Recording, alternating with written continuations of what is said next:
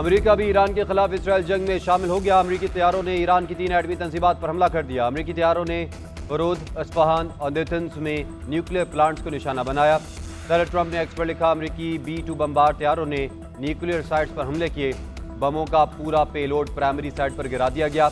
अब अमन का वक्त है। ईरान को अब इस जंग को खत्म करने के लिए राजी होना चाहिए। कौम से खिताब करते हुए ट्रंप ने कहा, अब या तो अमन होगा या फिर ईरान के लिए सानेहा होगा।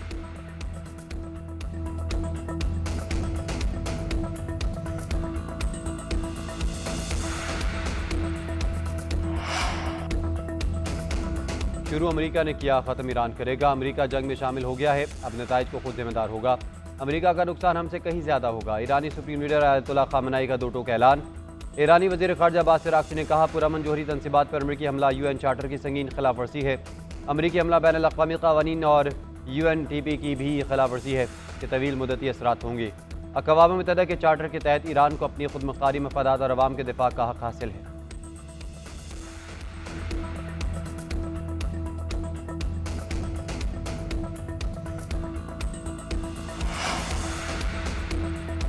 अमेरिकी हमले के बाद ईरान का अपनाए हरमन्स बंद करने का ऐलान।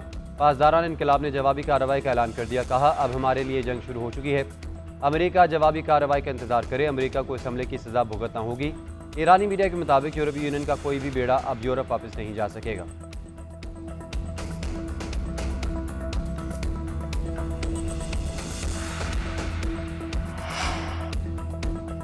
दुनिया के कई ममालिक अमेरिका के जंग में शरीक होने की मजम्मत। क्यूबा, चिली, मैक्सिको, वेनेजुएला ने अमेरिकी हमलों को UN चार्टर की खिलाफवर्जी करार दिया।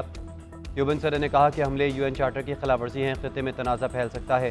वेनेजुएला की वज़ारत ख़ारजा की फ़ौजी जारियत की मजम्मत। चिली के सदर ने अमेरिकी इक़दाम को गैर कानूनी करार दिया। कोलंबिया वज़ारत ख़ारजा का कहना है, मुज़ाकराती बहरान से निकलने का वाहिद रास्ता है। ऑस्ट्रेलिया, न्यूजीलैंड, मैक्सिको का भी सफारतकारी का मशवरा।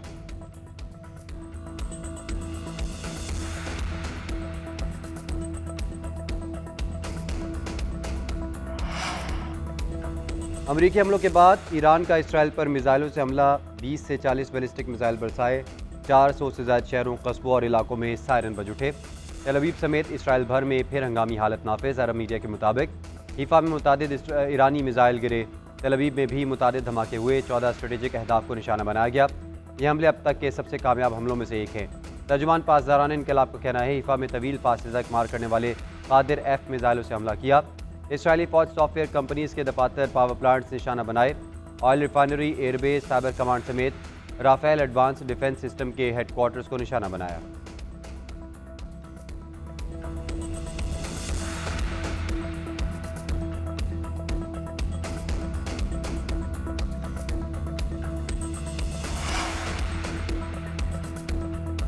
पाकिस्तान की ईरान के खिलाफ इसराइली जारियत की मजम्मत। नायब वज़ीर आज़म इसहाक़ डार का इस्तांबुल में OIC वज़ीर ख़ारजा काउंसिल इजलास से खिताब। कहा, इसराइली जारियत से खत्ते और दुनिया के अमन को संगीन खतरा है। इसराइली इक़दामात आलमी क़वानीन की खिलाफ वर्जी हैं। इसराइल के मामले पर दोहरा मयार अपनाया जाता है। ईरानी दरख्वास्त पर सिक्योरिटी काउंसिल इजलास बुलाने की मुकम्मल हिमायत की बदकिस्मती से इसराइल के मामले पर सिक्योरिटी काउंसिल भी मफलूज नजर आती है। पाकिस्तान इलाक़ाई अमन और इस्तेहकाम के लिए तमाम इक़दाम कर रहा है। ईरान इसराइल जंग का हल मुज़ाकरात से ही है मुमकिन है।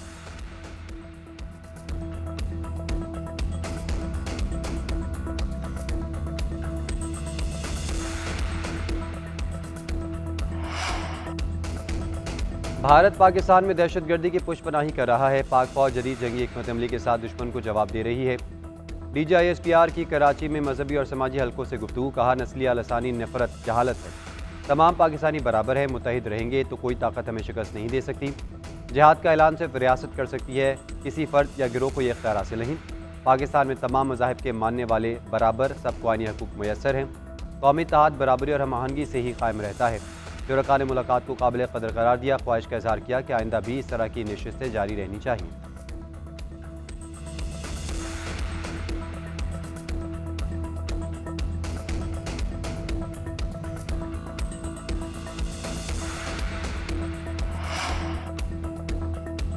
तवानाई शोबे में गर्दिशी कर्ज खत्म करने का मंसूबा। हुकूमत ने 1275 अरब रुपए का फाइनेंसिंग पैकेज हासिल कर लिया। 18 बैंकों के इश्तराक से मुआहदा किया गया। कर्ज 6 साल के दौरान 24 अक़सात में वापस किया जाएगा। सूद की ज़्यादा से ज़्यादा हद 14% रखी गई। सालाना अदायगी का तखमीना 323 अरब रुपये लगाया गया। कर्ज की वापसी में अवाम पर कोई नया बोझ नहीं डाला गया। मौजूदा सरचार्ज से ही अदायगी की जाएगी। बिजली कंपनीज और बिजली पैदा करने वालों के पुराने वाजिबात अदा किए जाएंगे। पावर होल्डिंग लिमिटेड के 683 अरब रुपए के कर्जे रीफाइनेंस होंगे। बाकी रकम IPPs के वाजिबात की अदायगी के लिए इस्तेमाल की जाएगी।